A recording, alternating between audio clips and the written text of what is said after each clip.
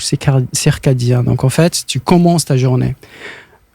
Après, il faut essayer d'avoir une journée dans un rythme assez calme, parce que voilà, s'il a un travail qui est très stressant et tout, ça va pas trop aider. Mais s'il arrive dans sa journée à faire des pauses régulières, c'est ce qu'on a discuté tout à l'heure, faire des pauses, pouvoir faire un reset dans son système, donc prendre des pauses, respirer, mieux manger, et surtout après, avant d'aller se coucher, suivre aussi le cycle circadien de nouveau, commencer à tamiser les lumières avant d'aller se coucher, éteindre tous les écrans. Donc en fait, c'est s'éloigner des écrans et finir sa journée avec une lecture, avec quelque chose qui vient se calmer son système et pourquoi pas s'il peut soit méditer, soit prendre une respiration consciente, par exemple respirer en se concentrant sur sa respiration. Juste prendre conscience de sa respiration.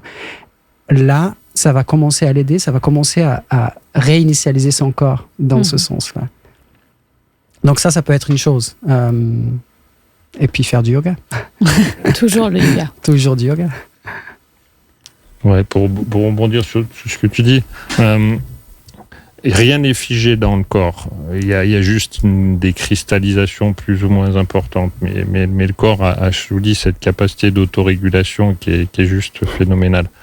J'ai une amie qui est chercheuse en neurosciences, puis qui vient de développer en fait un programme d'accompagnement qui est accessible à tout à chacun et qui parle le titre, c'est comment recabler votre cerveau et créer des nouvelles connexions neuronales sans médicaments et en autonomie depuis chez vous.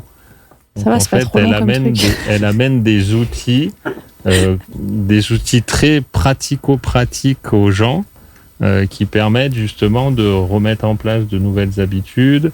C'est juste une utilisation du système limbique qui est une zone du cerveau où les émotions peuvent se cristalliser.